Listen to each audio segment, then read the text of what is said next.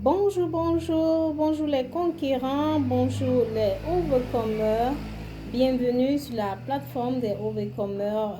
Je vous souhaite une très belle année 2024. J'espère que tout le monde se porte merveilleusement bien.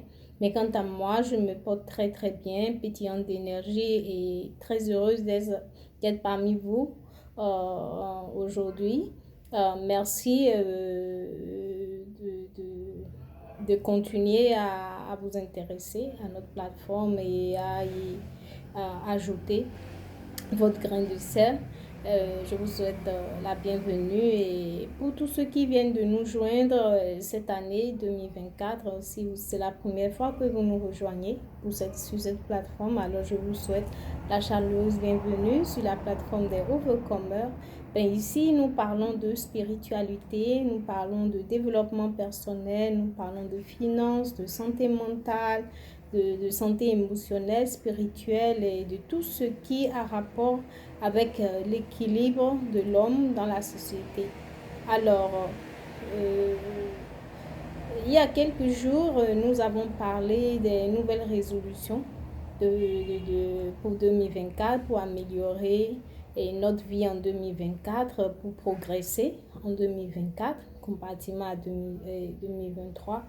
Et nous avons dit que le plus important, c'est si nous voulons que les choses changent, il faut qu'on change notre manière de penser, notre manière d'agir, notre manière de réfléchir et notre manière de faire les choses.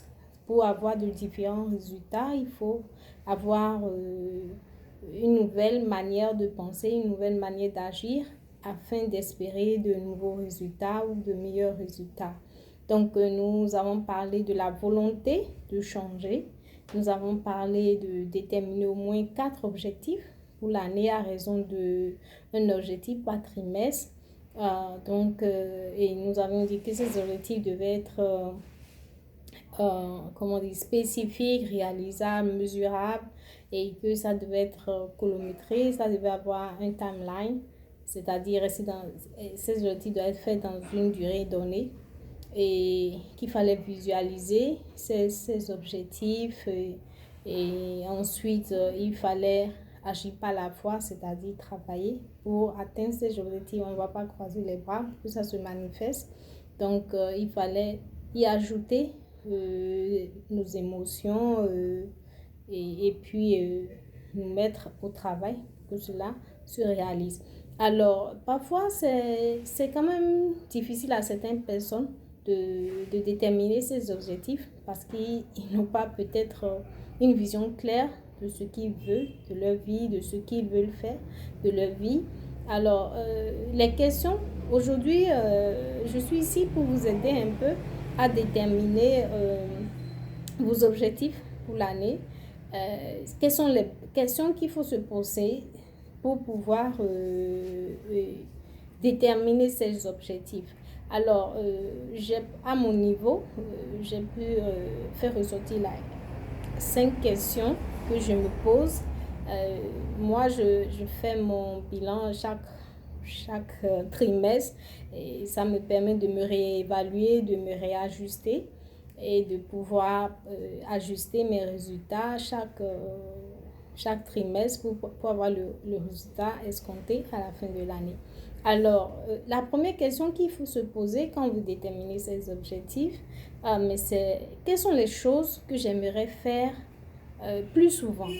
Quelles sont les choses que je fais déjà, que je pense que c'est positif, que ça m'aide à... ça m'aide dans ma vie, ça m'aide dans mes réalisations et que j'aimerais faire plus.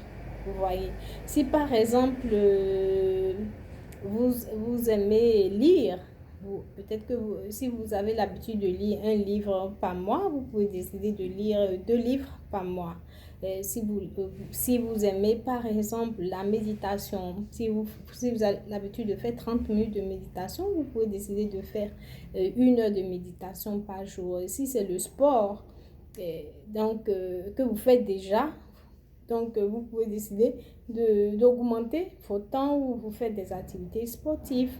Vous voyez, donc Si vous n'avez pas l'habitude d'avoir une alimentation équilibrée, et peut-être, ou bien si vous avez déjà une alimentation bien équilibrée, vous pouvez décider de réajuster certaines petites choses. Il y a toujours des failles quelque part qu'on peut corriger. Donc, on ne peut pas être parfait, mais on peut quand même travailler vers l'excellence. Ouais. Donc, c'est ça. Donc, posez-vous la question, quelles sont les choses que j'aimerais faire plus, que je fais déjà, mais que j'aimerais augmenter, j'aimerais faire plus. Ensuite, la deuxième question qu'il faut se poser, c'est quelles sont les choses que je fais et j'aimerais faire moins. Alors là, ce sont des choses que je fais, je sais que ça me porte préjudice et j'aimerais diminuer cela.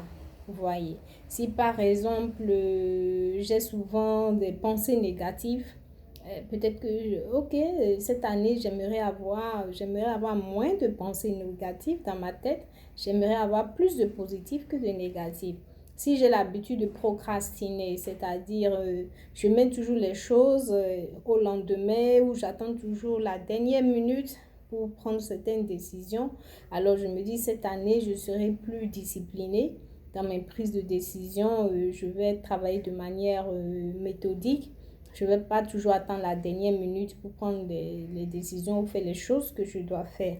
Si vous avez l'habitude d'être colérique et que vous êtes toujours sur les nerfs, vous pouvez décider, ok, cette année, j'aimerais être plus jovial, je n'aimerais pas m'énerver pour n'importe quoi. Je veux être une personne beaucoup plus tempérante, beaucoup plus calme, beaucoup plus patiente. Donc, ça dépend de vous. Vous voyez dans votre intérieur les choses que vous faites et que vous aimeriez laisser ou faire moins, pas éradiquer du jour au lendemain, mais faire moins. D'accord? Ensuite, la troisième question qu'il faut se poser, quelles sont les choses que je ne fais pas et que j'aimerais commencer à faire? Vous voyez? Et beaucoup de gens en début d'année disent ils veulent perdre du poids, ils veulent faire du sport. Et le plus souvent, après 3 mois, ils sont fatigués, ils laissent tomber. Donc, il faut être constant dans sa décision. Ne vous bousculez pas trop, allez d'étape en étape. Vous voyez, faites un peu plus chaque jour. C'est plus facile de monter les échelons comme ça que de chercher à faire beaucoup dès le départ et puis on se fatigue et au milieu du chemin, on laisse tout tomber. Donc, allez de manière chronologique. Prenez votre temps, allez à votre rythme. Vous n'êtes en compétition avec personne si ce n'est pas avec vous-même. Donc, ne laissez pas, comment dire, l'évolution de ceux qui sont autour de vous vous influencer. Allez à votre rythme. La seule personne avec qui vous devez être en concurrence, c'est vous-même. C'est votre version de vous-même l'année dernière. Alors, vous devez chercher à être une meilleure personne en cette année. Donc, pas de concurrence. Ça n'a pas son sens. Soyez la meilleure version de vous-même. C'est le plus important. Donc, les choses que vous ne faites pas et que vous voulez commencer par faire, pensez-y si vous voulez, commencer un nouveau business, avoir de nouveaux partnerships, je ne sais pas, si vous voulez commencer une nouvelle formation et rentrer dans un autre domaine. Vous voyez, c'est à vous de voir dans votre vie ce que vous n'avez pas fait, vous n'avez pas l'habitude de faire, que vous aimeriez commencer à faire. Donc, posez-vous les bonnes questions. Ensuite, la quatrième question, quelles sont les choses que je fais que j'aimerais arrêter de faire? Vous voyez, quelles sont les choses que je fais que j'aimerais. Si par exemple, vous êtes quelqu'un, vous êtes toujours en train de vous ressasser les mauvaises choses qui vous sont arrivées en 2023, et c'est le moment de faire table rase, c'est le moment de faire le deuil de toutes ces mauvaises choses qui vous sont arrivées et de faire le deuil et de vous pardonner, de pardonner à ceux qui vous ont fait du mal ou de ceux qui vous ont blessé émotionnellement et repartez sur de nouvelles bases, repartez sur de, comment dire, un nouveau départ. Vous voyez, laissez le passé, c'est passé, vous ne pouvez plus le changer, mais vous pouvez changer le présent et le futur en laissant le passé derrière vous. Tout arrive pour une raison. Soit vous apprenez de vos expériences ou vous évoluez. En tout cas, tout ce qui nous arrive dans la vie, c'est ça un but. C'est à nous de voir le positif, même dans le négatif. Il y a toujours quelque chose de positif dedans. Même si quelque chose de négatif vous arrive, il y a une leçon à tirer. Il y a quelque chose que la nature veut vous apprendre. Donc, ne vous couchez pas par terre et vous lamentez et vous plaindre. Non, non. C'est la vie. Et si cela vous est arrivé, c'est parce que vous êtes capable de le supporter et c'est parce que la nature veut vous apprendre quelque chose. Alors, arrêtons de nous plaindre et prenons la vie du bon côté. Même quand il y a les mauvaises choses qui viennent, prenons ça sportivement, faisons la table rase, faisons le deuil, pardonnons-nous nous-mêmes, pardonnons à ceux avec qui nous avons eu ces interactions et évoluons sur de nouvelles bases.